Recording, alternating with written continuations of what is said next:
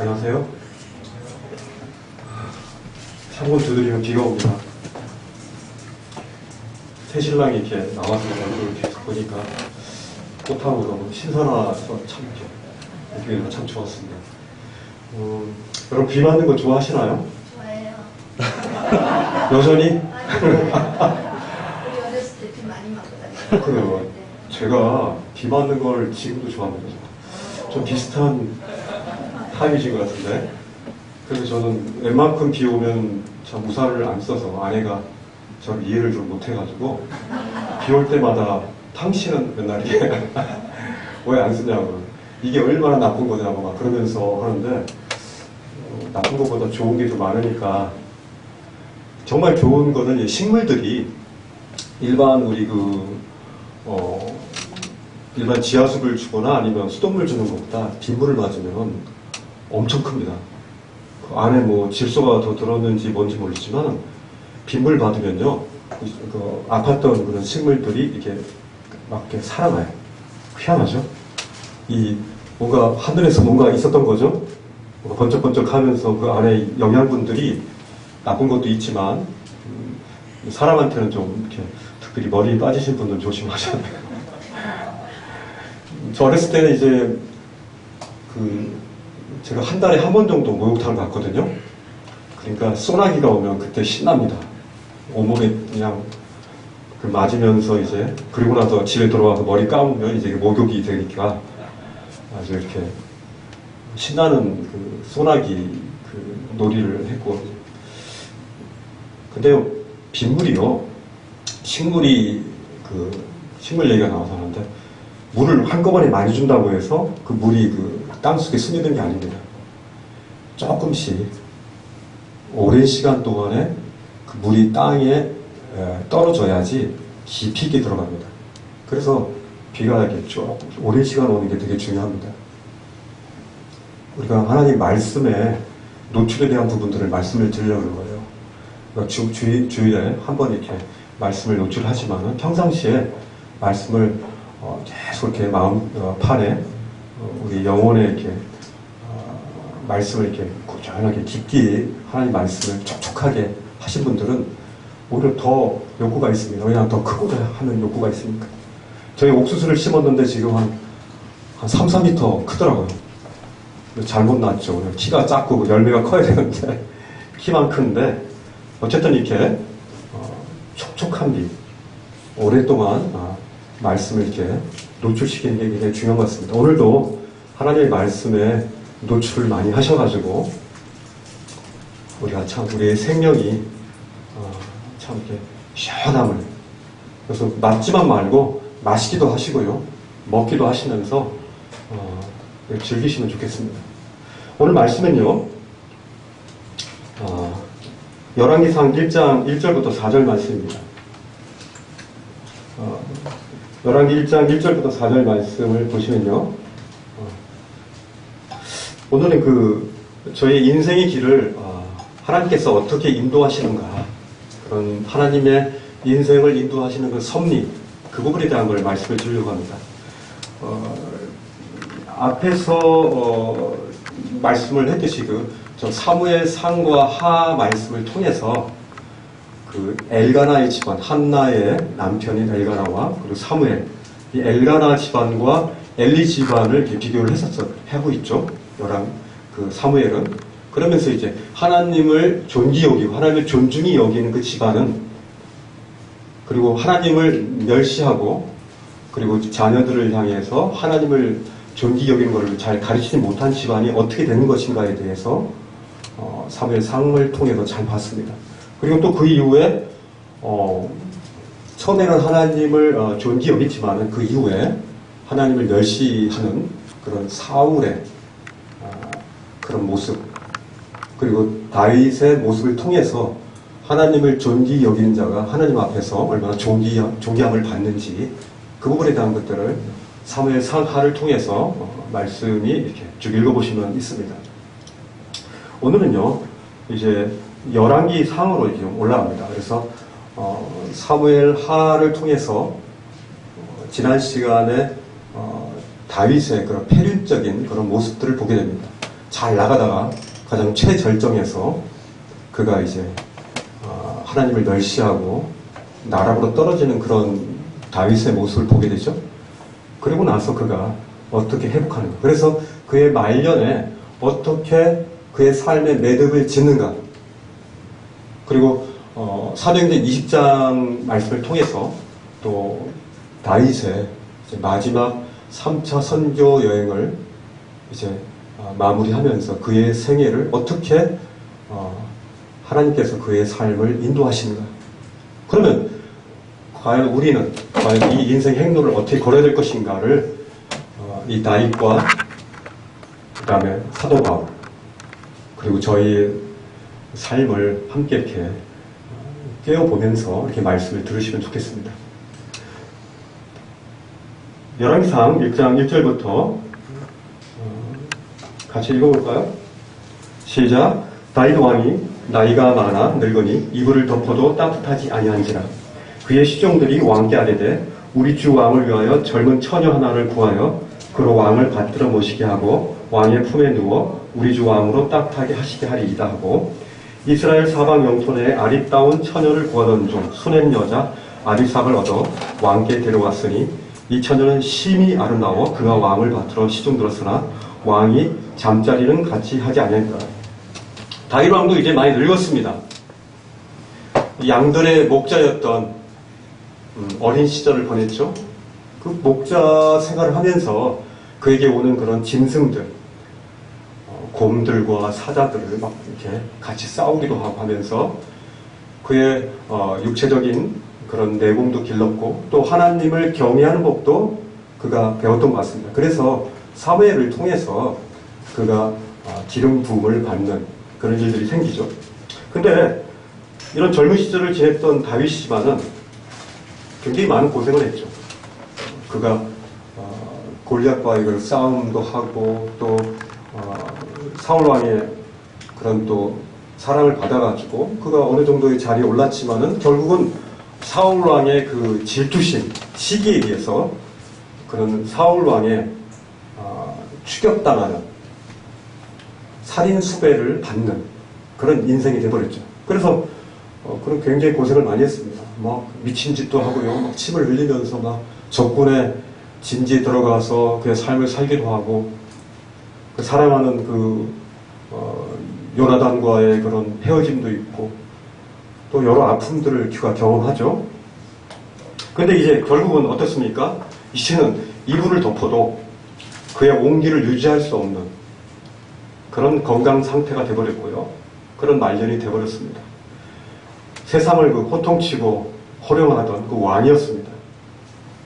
우리 인생은요, 결국은 이 방향으로 가게 돼 있습니다. 그렇지 않습니까? 근데요, 이 사울왕이 거의 70세 때 그의 생애를 맞이하지 않았습니까? 예, 그쯤이었습니다. 이 다윗의 그 생애를 볼 때요, 다윗에게 있어서의 가장 큰 전쟁터는 어디였죠? 블레셋과의 전쟁이었습니까? 사울 왕과의 전쟁이었습니까? 그의 가장 큰 전쟁터는 어디였습니까? 그의 욕망을 절제하지 못한 그런 예루살렘 성전에서의 그의 욕망을 이기지 못한 자신과의 그 욕망과의 싸움에서 그 전쟁에서 그 전쟁이 다윗의 생에 있어서 가장 힘든 전쟁 아니었습니까? 그렇죠? 그가 다윗의 생애 가운데서 그의 영적 긴장이 풀린 상태에서 바로 이런 일들이 있었습니다. 하나님의 말씀보다도 자기 안일에, 자기 육체의 그런 안일에 빠져서 하나님의 영적인 그 말씀에 대한 그 둔감함이 이제 그게 다 됐을 때 하나님이 말씀해도 그 말씀이 자신의 삶 속에서 체화되지 않고 그 이전에 경험했던 그 놀라우신 하나님이 과거의 하나님이 되어버렸고 지금 나와 동행하시고 나에게 역사하시는 그 하나님이 아닌 과거의 하나님으로 하나님의 말씀이 그 가운데 둔감되어졌을 때, 그의 영적인 그 센서가, 민감성이 그에게 사라졌을 때, 그에게 바로 이런 일들이 생겼다는 겁니다. 그는요, 왕궁 옥상에서 거닐었습니다. 그리고 바라봤습니다. 뭘 봤습니까? 밧세바의 모욕하는 모습을 봤습니다. 예전에 주님과 거닐었다면은 그에게 그런 일이 있지 않았을 것입니다. 아니, 그 이전에 왕의 마땅히 보에 있을 첫 번째 그 전쟁에 왕이 나가서 전쟁터에서 있는 그 군사들을 격려하는 왕의 책무를 다하지 못하고 하나님의 말씀에 귀를 기울이지 못한 상태였고 좀 쉬려고 했습니다. 쉬는 게 뭐 나쁩니까? 근데 문제는 그의 쉼이 하나님이 빠진 쉼이었다는 것이 문제이죠. 그래서 그가 왕궁에 거녔을 때 그가 봤던 모든 것들이 그에게 유혹으로 다가올 수 있다는 겁니다. 예전에는 별거 아니었던 그 유혹이 그에게 왜 그렇게 그에게 군침 돌도록 그렇게 했을까요? 영적인 둔감성입니다. 우리는 언제든지요, 하나님의 말씀에 대해서 둔감으로 변할 수 있는, 그런 변할 수 있는 존재라는 그런 약함을 우리는 인정할 수 있어야 됩니다. 그것이 바로 영적인 어느 정도의 긴장일 것입니다. 그래서 그는 밧세바를 범하고요, 그리고 그의 남편인 그 충성스럽고 그렇게 충직한 그 우리아를 전쟁터에서 거의 간접적이긴 하지만은 거의 직접 죽음과 거의 비슷한 그런 죽임을 왕의 그 권한으로 그가 행하는 모습들을 보게 됩니다. 그가 인생의 최정상일 때요, 가장 그가 잘 나갈 때 가장 위험한 것입니다. 우리가 잘 나갈 때 가장 큰 나락으로 떨어질 수 있고 가장 큰 충격으로 떨어질 수 있다는 사실들을 우리는 알아야 될 것입니다. 근데요, 사무엘하 11장 27절에 보면요, 하나님께서 다윗의 소위가 하나님 보시기에 악하다라고 했습니다. 하나님이 보시기에요, 다윗의 행동이 굉장히 악했던 것입니다. 그걸 하나님은 그냥 내버려두지 않으십니다. 하나님은 그의 살아난 자를 향해서 징계하십니다. 왜냐하면 사랑하기 때문에. 사랑하지 않는다면 무관심을 가지겠죠. 그러나 하나님은 다윗이 되돌아오기를 원했기 때문에 그의 악한 죄악의 모습을 보고 그냥 가만히 내버려두지 않으십니다. 그래서 사무엘상 하 12장에 보면요, 이 나단 선지자가 이제 그에게 갑니다. 그래서 그에게 교훈하죠. 견딜 수 없는 하나님의 심판의 모습들을 보여주신 거죠. 근데 이미요, 다윗은 이제 돌아왔습니다. 나단 선지자의 그 경고를 받고요, 하나님 앞에 참회합니다. 회개합니다. 돌아왔습니다. 그런데 다윗이 뿌린 그 씨앗에, 다윗이 뿌린 그런 폐륜적인 그 바이러스가 그의 집안에 번지기 시작했습니다. 어떻습니까? 그의 장남 암논이 누구를 좋아합니까? 그 이복 자매인 다말을 간음을 하죠. 그죠? 그거에 대해서 어떻게 합니까? 압살롬이 그를 불을 이기지 못해가지고 암논을 죽입니다. 형제들끼리 서로 죽이는 이런 역사들이, 피해 역사들이 일어나기 시작합니다. 그 뒤에 어떻습니까? 압살롬이 내친 김에 이제 다윗의 왕자를 이제 혁명으로 뺏으려고 하고 있습니다. 아버지와 셋째 아들과의 전쟁이 시작된 것입니다. 얼마나 이게 참 비극적인 일입니까? 이후에 요압이 이제 압살롬을 죽이죠.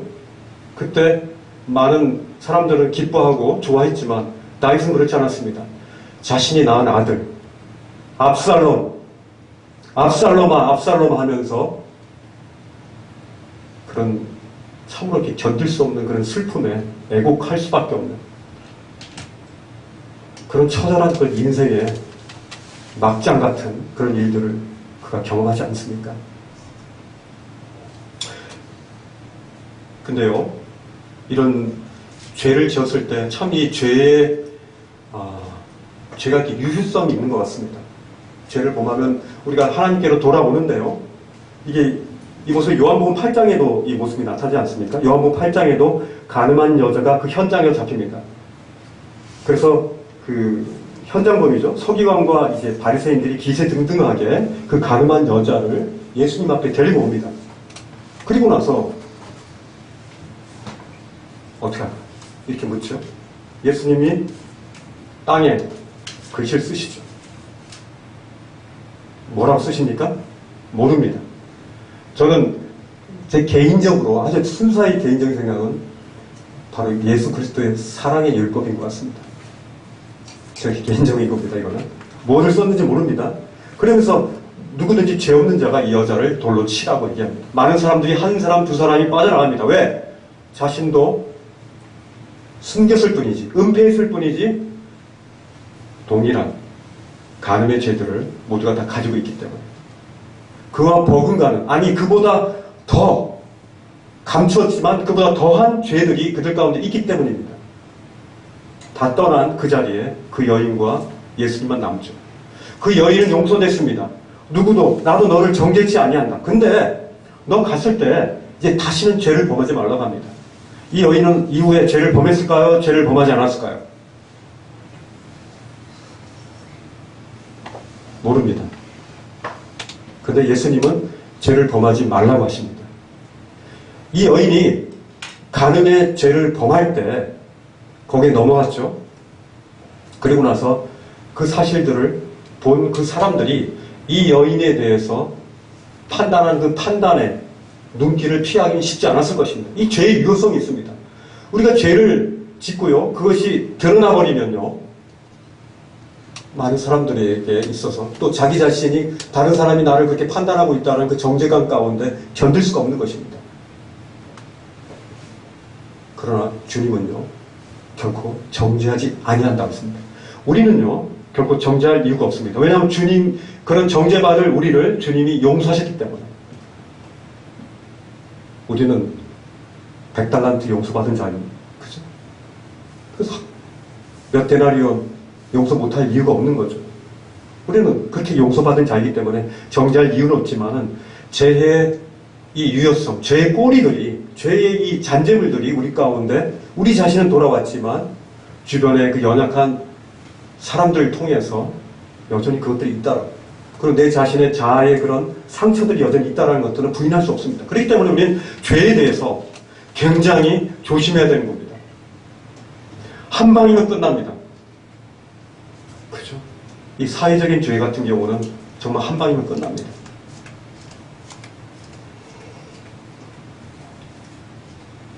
인생에 많은 시간들을 이런 죄로 인해서 많이 허비하게 되고요, 낭비하게 됩니다. 특별히 젊은 청년들은 이런 부분에 대해서 굉장히 조심해야 될 것입니다.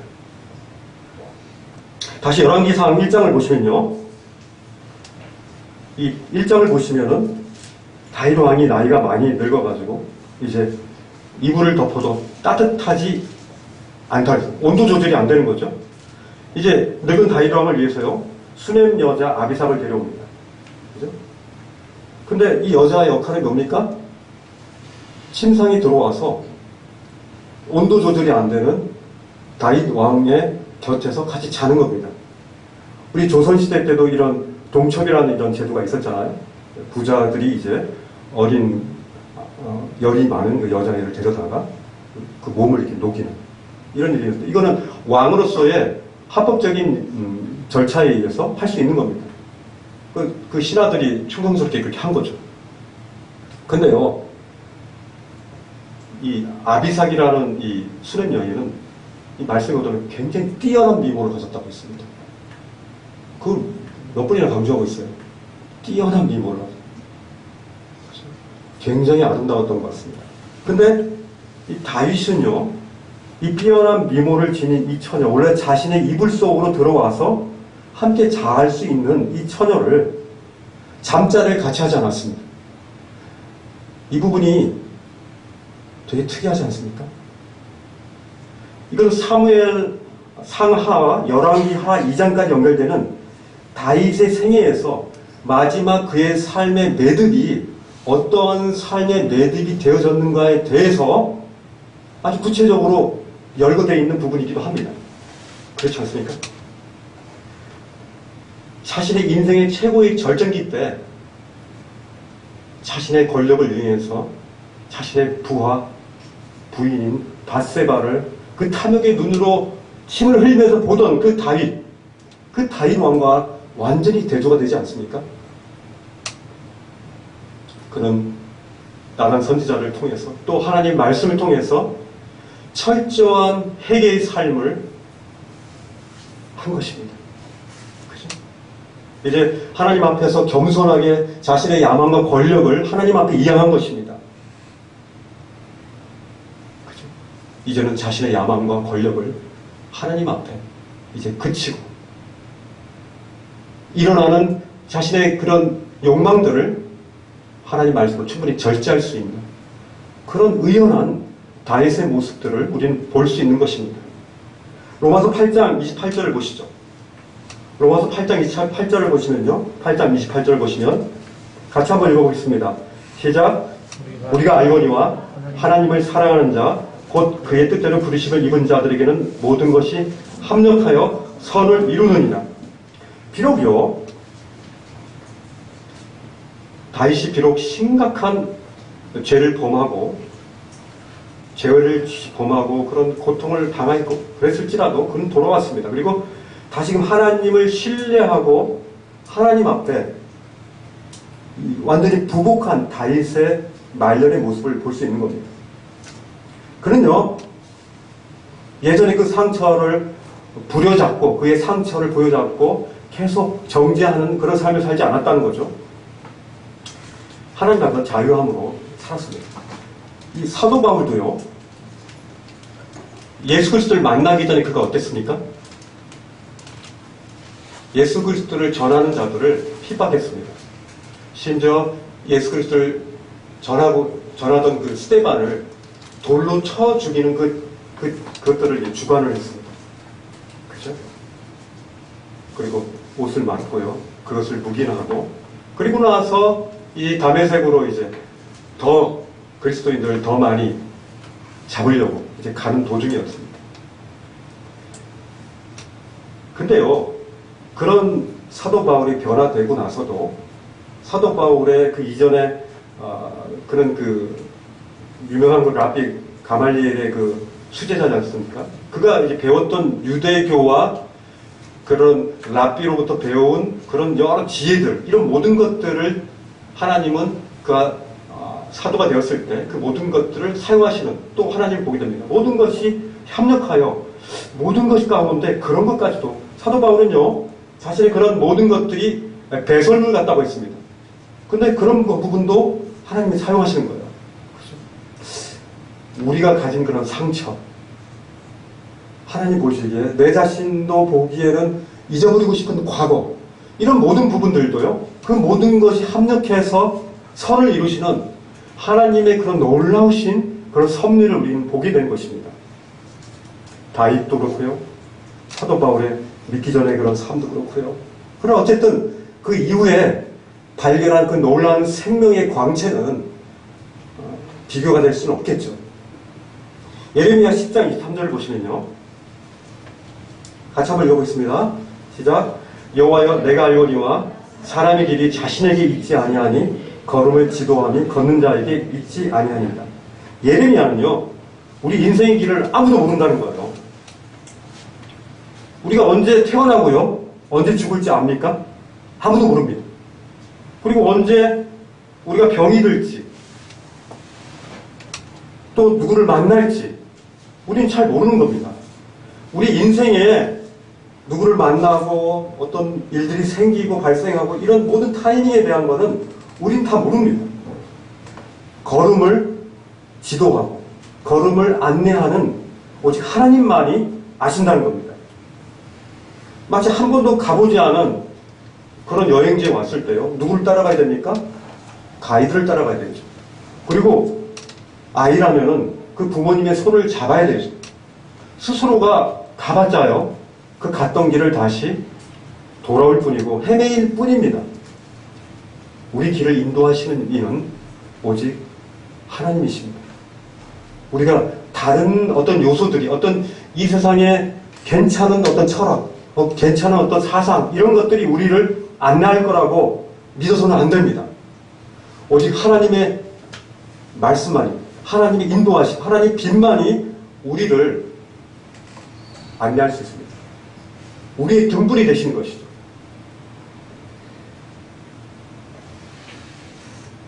우리가요, 그리스도의 십자가의 피로 우리가 용서받았습니다.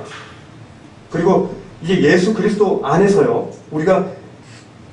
우리 예수 그리스도께서 우리가 예수 그리스도 안으로 들어가고 예수님께서 우리 안으로 들어오신 말미암아 우리가 연합의 이 놀라운 비밀들을 우리는 알게 되었습니다. 결국 결과가 뭡니까? 우리가 우리 인생의 주인이 아니라는 겁니다. 내 인생의 주인은 내가 아니야. 이런 노래 없습니다, 사실. 내 인생은 나의 것, 내 인생 나의 것, 그러죠, 그죠? 내 인생은 내 것이 아니야. 이거 얼마나 이 세상의 노래와 다릅니까, 우리는? 그럼 무슨 노래를 불러야 됩니까, 우리는? 우리는 우리 인생의 참관자입니다. 우리 인생의 주인은 주님이시고, 우린 주님이 인도하시는 그 가이드에 따라서 우리는 갈 때 가장 풍요로운 그 누림을 우리는 누릴 수 있는 것입니다. 우리는 우리의 길을 인도하시는 목자 되신 주님을 바라봐야 되는 것이죠. 그리고 따라가야 되는 겁니다. 바라만 봐서는 안 됩니다. 바라만 보지 마시고요. 주님을 따르십시오. 이것이 성경이 말씀하는 그런 겁니다. 때로는요, 형제 자매를 통해서 성령님께서 말씀하십니다. 때로는 어떤 영화를 볼 때도 성령님께서 우리 가운데 말씀하실 때가 있습니다. 그것도 성령님께서 우리 가운데 주시는 교훈입니다. 때로는 가족들 쓴소리를 하죠. 그럴 때 하나님이 우리 가운데 얘기하시는 그 음성을 생각나게 하십니다. 그러나 결국은요, 가장 근원적인 것은 바로 하나님의 말씀이라는 거죠. 그곳에서 나온 하나님의 입으로 나온 이 하나님의 성경을 통해서 우리는 영향을 받아야 된다는 것이죠. 사도 바울의 말년을 한번 봅시다. 사도행전 20장을 보시죠. 자, 사도행전 20장 17절부터 24절인데요. 이 말씀은 이게 많으니까요. 읽지는 않겠습니다. 바울이요, 이제 3차 선교 여행 도중에 사도 바울이 이제 자신의 마지막 몸을 이제 마지막으로 던질 그곳을 바로 예루살렘을 걸쳐서 로마가 바로 종착역이라고 얘기하는 겁니다. 그래서 마지막에 이제 예루살렘을 걸쳐서 로마로 가기 전에 에베소의 그 교회들에 있는 장로들 청합니다. 그래서 밀레도로 장로들을 청합니다. 마지막 작별 인사를 하는 겁니다. 그에게 뭐가 기다리고 있습니까? 그에게 결박과 환란이 그를 기다릴 것을 알았습니다. 그럼 결박과 환란이 있으면 누가 그 길을 떠납니까? 만약에 제가 어디로 가려고 할 때 거기 가면 그 위험해. 땅에 공사가 있고 잘못하면 그 위에서 뭐가 떨어질 수가 있어. 그리고 거기에 이상한 사람들도 있어. 깡패들이 막 숨어가지고 돈도 막 뺏어.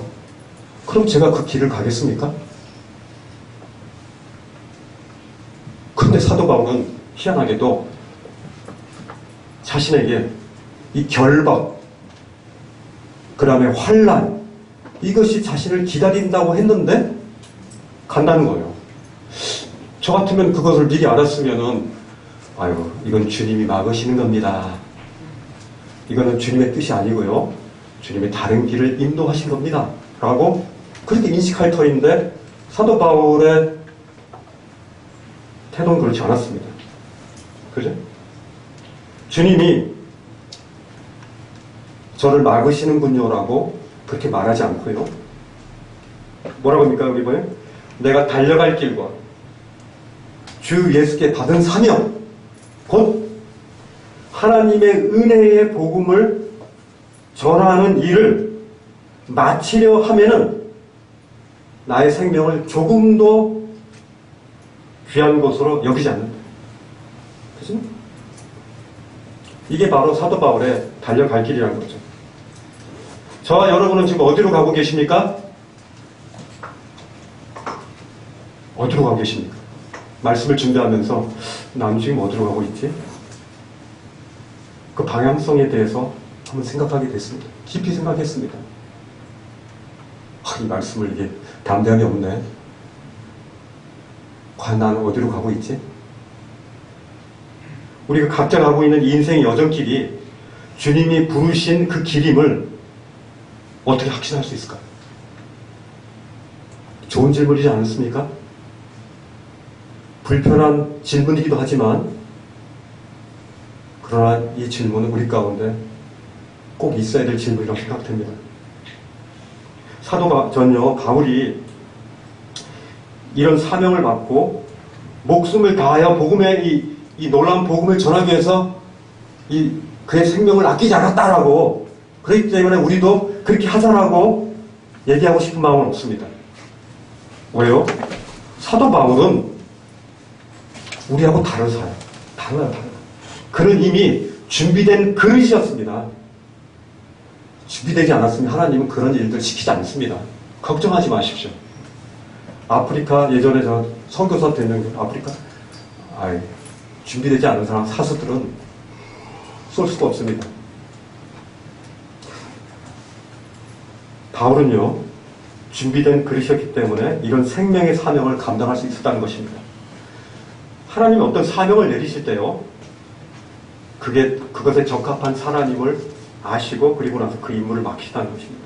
그렇기 때문에 우리는 하나님의 사명을 감당할 그릇으로 준비된 삶을 사는 것이 먼저 전제되어야 된다는 것입니다. 편안하십니까? 그런 준비된 그릇으로 여러분들 깨끗하게 자신을 비어있는 그런 삶을 살길 원하십니까? 아니면 그냥 사도바울처럼 그냥 떠나버려요? 이거 앞쪽이 좀 강하신 분들이 많네. 2판, 4판? 그것도 좋고, 이것도 좋습니다. 준비된 분이라면은 그 현장이 어디든 우리는 달려가서 그렇게 할 수 있는 거죠. 그러니까 가장 중요한 것은 바로 주님과 나와의 관계가 지금 가장 밀접해서 그분의 사랑으로 충만해서 그러므로 성령이 내 마음 가운데 차고 넘쳐서 흘러나오는 그 생명의 그 생수를 다른 이들에게 떠먹이고 싶어하는 그런 좋은 욕구들이 우리 가운데 있느냐 하는 것입니다. 사도 바울은 이것이 차고 넘쳤습니다. 임계량이 차고 넘쳤다는 것입니다. 자신의 삶을 어떻게 먹고 살고 이것에 극한되어 있는 것이 아니라 하나님의 놀라운 생명의 복음의 말씀을 증언하는 데 있어서 이것이 가장 가치 있는 길이다라는 것을 확신한 상태에서 그는 이 길을 걷고 있다는 거죠. 확신에 차 있는 이 사도 바울을 보십시오. 이 다윗이 그 왕으로 사무엘 통해서 왕으로 부른 지 몇 년 만에 왕이 된지 아시죠? 10년 걸렸습니다. 10년. 그 기간 동안에 그는 참 많은 과정을 겪죠. 쫓겨다니기도 하고 전쟁도 하고 또 왕이 돼서 또 왕이 되기 전에 많은 일들을 겪고 나서 왕을 시킵니다. 다윗은 어떻습니까? 다메섹 도상에서 우리 주님을 만나고 체험하고 나서 그가 변화되고 나서부터 한 10년이란 그 기간을 있은 이후에 선교여행 1차 여행을 떠나기 시작합니다. 하나님은 어떤 적합한 그 일들을 맡기시기 위해서 그 일에 대해서 시간을 두고 준비시키신다는 겁니다. 저희 각자를 위해서요, 그렇게 준비시키는, 우린 인생 길을 어떻게 가야 되는지, 제 모토가 이제 회사에 이렇게 했던 게, 그러면 어떻게 살 것인가? 그러면 어떻게 살 것인가? 그리고 오늘 하루도 이겁니다. 그러면 어떻게 살 것입니까? 이 질문도 좋지 않습니까? 주님께서 우리를 인도하시는 그러면 어떻게 살 것인가에 대해서 내가 그 길을 선택하신 것이 아니라 하나님이 나에게 지금 비춰주시는 그곳으로, 그 길로 우리가 가는 것이 바로 어떻게 사는 겁니다. 그죠? 어떤 저희 직원 중에 지난번에 한번 얘기한 것 같은데, MT에 저한테 끝나고 나서 염소고기 다 먹고 나서 염소 뼈 이렇게 집어 던지면서 염소고기가 제천에 한번 놀러 갔었거든요. 그러면서 이제 저한테 이런 얘기 하더라고요. 죽음 이후에 아무것도 없어. 그러더라고요. 뭐 그럴 수밖에 없죠, 그에게는. 죽음 이후에는 어떤 삶도 뭐 생명이 없어. 뭐 이렇게 얘기하더라고요. 제가 그랬어요. 지금 김 차장, 저 같은 김 씨인데, 김 차장 생명이 있어? 생명이 있습니까? 자기는 생명이 있다라고 얘기하죠. 그런 생명이 없는 겁니다. 우리는요, 이 땅에서 영생을 소유한 자입니다. 그 영생을 이 땅 가운데 육체가 있는 동안에 그 영생을 소유했어야만 우리가 죽음 이후에 그 영생을 계속적으로 살아가는 거죠. 지금 우리는 영생이 시작됐습니다. 영생을 누리고 있습니다. 그죠? 그래서 요한복음 17장 3절에 보시면요. 같이 읽어볼까요? 시작. 영생 곧 유일하신 참 하나님과, 그건 없습니까? 유일하신 참 하나님과 그가 보내신 자 예수 그리스도 아는 것이다. 영생은 뭡니까? 유일하신 참 하나님과 그의 보내신 자 예수 그리스도 아는 것이라고 했습니다. 그죠? 구원받은 성도의 가장 큰 특징 중 하나라면요. 하나님의 뜻을 알고요. 그리고 그의 뜻을 나의 삶 속에서 행하고, 그러고 나면 그를 통해서 하나님을 경험하고, 그 경험한 하나님을 더 깊이 있게 경험하고 또 주와 동행하는, 이것이 이게 반복되는 거죠. 그죠? 그리고 이 잃어버린 세상을 하나님과 연결시키는 중간 매개체로서 자신이 사용받았다라는 그 아주 좋은 미션을 그가 성취했다라는 그 기쁨, 그것이 우리 가운데 큰 기쁨이 아닙니까? 가장 중요한 건요, 하나님과의 인격적인 관계입니다. 이 영생의 관계, 하나님과의 이 생명의 관계, 이것이 가장 중요한 것입니다. 바로 하나님을 알고 예수 그리스도를 내가 지금 알았고, 지금 알고 있고, 앞으로도 나에게 체험되어질 그 하나님과 예수 그리스도를 아는 것, 이것이 바로 영생이라는 겁니다. 자, 요한복음 10장 10절 한번 보겠습니다. 같이 읽을게요. 시작. 도둑이 오는 것은 도둑질하고 죽이고 멸망시키는 것뿐이요, 내가 온 것은 양으로 생명을 얻게 하고 더 풍성히 얻게 하는 것입니다. 이 세상은요, 도둑같이 우리들에게 수시로 다가옵니다. 너 이거 하지 않으면 매우 하찮은 존재가 될 거야. 너 이 정도는 배워야 돼. 뭐 이 정도는 뭐 해야 되지 않겠어? 하면서 이 세상의 원리는요, 열등과 우열을 만들면서 우리로 하여금 그것보다 좀 더 나으면은 그만 교만해지게 되고요. 그것보다 없으면은 낙심하게 되고 열등하게 되는 이런 세상의 이 대칭적인 구조에서 우리가 있어서는 안 된다는 겁니다. 그것이 바로 세상의 도둑질입니다. 근데 주님은요, 양 같은 우리에게 생명을 주려보신 겁니다. 우린 그 생명을 소유했습니까? 그러면요, 그 생명으로 말미암아 풍성한 삶을 영위하려 하는 것이 바로 주님의 이 땅 가운데서 가장 큰 목적입니다. 아멘이십니까? 주님의 음성을 직접 들으세요. 내가 온 것은 양인 너에게 나의 생명을 주고, 그 생명으로 너희의 생명의 영생의 풍성함을 많이 누려보라. 이것이 바로 우리 주님이 직접 하신 말씀입니다. 이 생명의 풍성함은요, 우리 그릇의 크기에 따라 다릅니다. 그릇의 깨끗함에 따라서 다릅니다. 온갖 이 세상의 것들이 가득 차 있으면요, 주님의 이 영생의 것들이 막 섞여가지고 뭐가 뭔지 모릅니다. 막 혼돈스럽죠. 공허함이 오죠. 그럴 때요, 비우십시오. 그리고 주님의 그 영생의 풍성함을 우리 삶 속에 담는 거죠. 그러려면 깨끗해야 됩니다. 주를 깨끗하게 부르는 자들과 함께 모여야 됩니다. 모이기를 힘써야 됩니다. 하나님의 말씀에 더 많이 노출해야 됩니다. 하나님과의 그 소통을 더 많이 하기 위해서 걸으면서도 그리고 일하면서도 기도해야 됩니다. 그리고 주님께 감사를 넘치게 해야 됩니다. 감사가요 정말 중요합니다. 감사 안 하면요, 감사 안 하면 짜증납니다. 웃기지 않습니까? 되게 제가 감사의 삶을 살지 않으면요 자꾸 이렇게 판단하고 짜증납니다. 뭡니까? 내게 가진 감사할 것들이 너무 많은데 마치 이 에덴 동산에 그 많은 것들이 다 있는데 먹지 말라고 하는 선악과를 따먹는 그런 식의 삶을 사는 겁니다.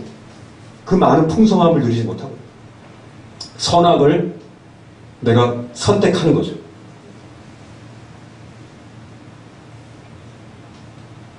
유다는요 은 30냥으로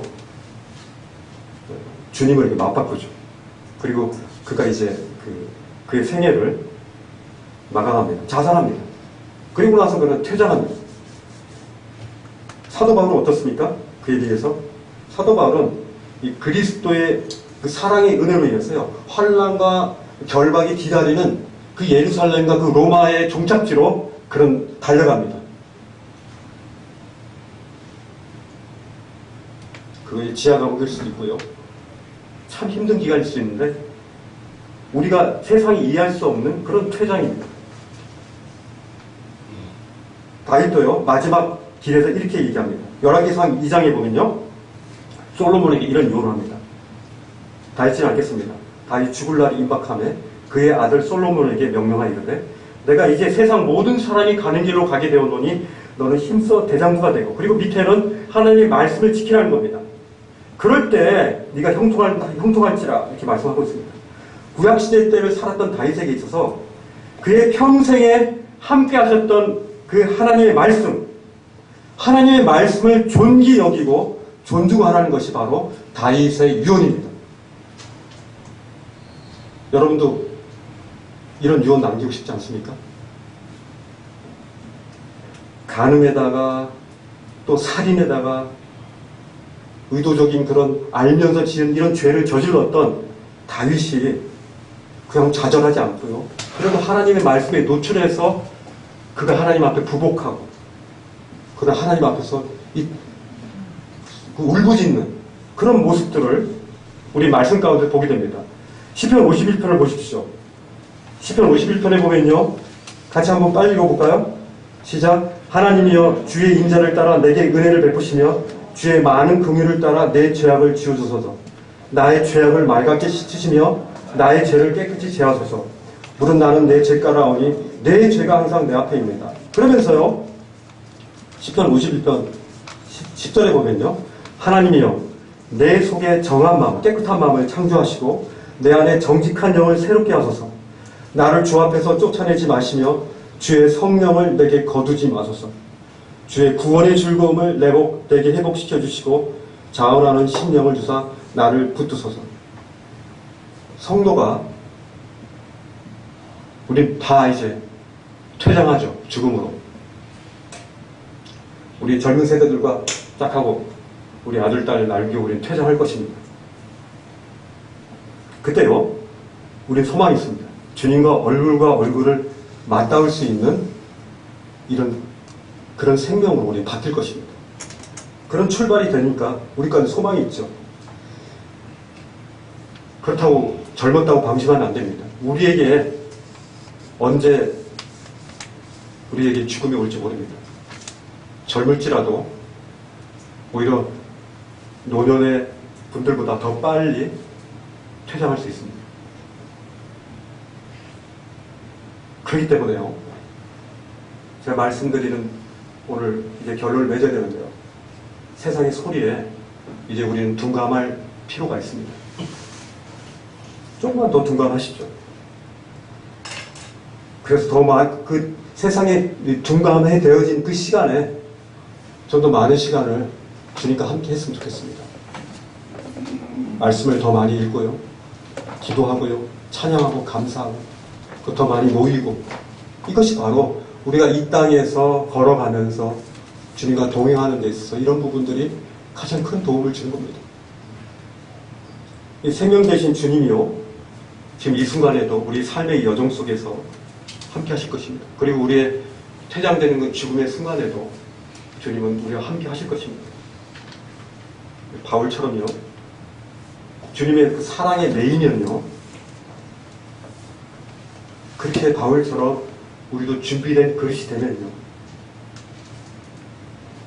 주님의 그 사랑에 감동되어서 우리가 그렇게 환난과 결박이 기다리는 그곳으로도 갈 수 있는 것입니다. 우리는 좋은 퇴장을 위해서 준비를 할 필요가 있습니다. 우리의 길을 우리 주님이 인도하신다는 사실들이 얼마나 기쁜지 모르겠습니다. 마지막 말씀, 이 말씀을 읽고 같이 마치겠습니다. 같이 큰 소리로 읽겠습니다.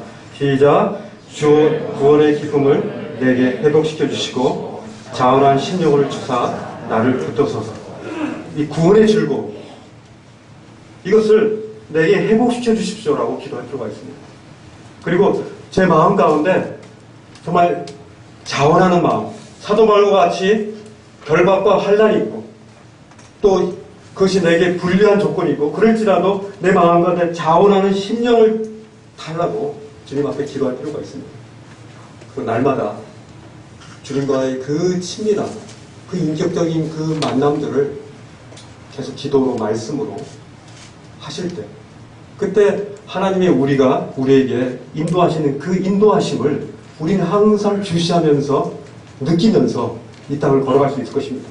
그리고 마지막 퇴장이 평안 가운데 이 사도 바울처럼, 다윗처럼, 그리고 우리 믿음의 선진들처럼 이렇게 우리 주님처럼 할 수 있다고 오늘 말씀을 전하고 싶습니다.